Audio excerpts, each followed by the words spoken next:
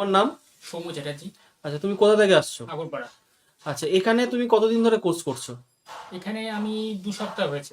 2 সপ্তাহ হচ্ছে কোর্স শিখছো। আচ্ছা, তুমি কোন কি কোর্স করছো এখান আমি থেকে? এখানে ট্যালি আর জিএসটি কোর্স। ট্যালি জিএসটি করছো। আচ্ছা, তো এখানে তোমার কোর্স করতে কি কোনো সমস্যা হচ্ছে বা বুঝতে কি কোনো সমস্যা না, হচ্ছে? একদমই না। এখানে এনভায়রনমেন্ট খুব ফ্রেন্ডলি। এখানে যদি কিছু আমার আটকে যায় আমি স্যারকে জিজ্ঞাসা করলে স্যার আমাকে একদম সুন্দর সুন্দর করে বুঝিয়ে দেয়।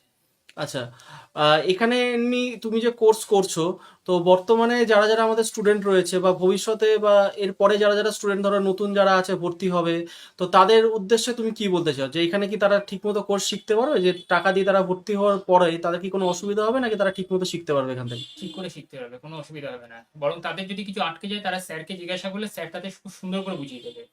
আচ্ছা, আর একটা ব্যাপার তোমাকে জিজ্ঞেস করবো, সেটা হচ্ছে এখানে তো একটা নর্মালি যে ধারণা আমাদের মধ্যে প্রচলিত রয়েছে যে যেহেতু জিএসটি বা ট্যালি এই যে সফটওয়্যার, এগুলো একটা অ্যাকাউন্টিং সফটওয়্যার, তো সেখানে হচ্ছে সবাই কমার্স স্টুডেন্টরাই চায় যে কমার্স স্টুডেন্টরা ছাড়া এটাকে করতে পারবে না, এটা যে ভুল একটা যে ধারণা প্রচলিত রয়েছে, তুমি as a non commerce student হিসাবে তুমি সেটাকে কিভাবে দেখছো, যে একটা এটাকে শুধু কমার্সের স্টুডেন্টের জন্যই নাকি নন কমার্স স্টুডেন্টরা এটা যদি কাজটা ভালো করে শিখতে পারে তারা আরামসে নিজেকে তৈরি করতে পারে, তাহলে চাকরির জন্য তাদের কোনো অসুবিধা হবে না?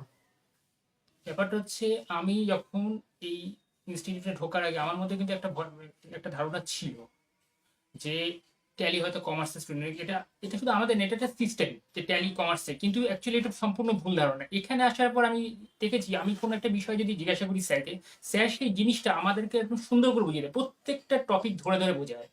এরকম কেউ বোঝায় না, প্রত্যেকটা টপিক ধরে ধরে বুঝিয়ে দেবে। সুতরাং নন কমার্সের যে কোনো স্টুডেন্টও আরাম করে বুঝতে পারে, কোনো অসুবিধা নেই। এখানে এনভায়রনমেন্ট খুব ভালো, এখানে কোনো ডিস্টারবেন্স নেই। আমি যে বিষয়টা বারবার করে জিজ্ঞাসা করবো স্যার, স্যার সেটা আমাকে বারবার করে বুঝিয়ে দেবে।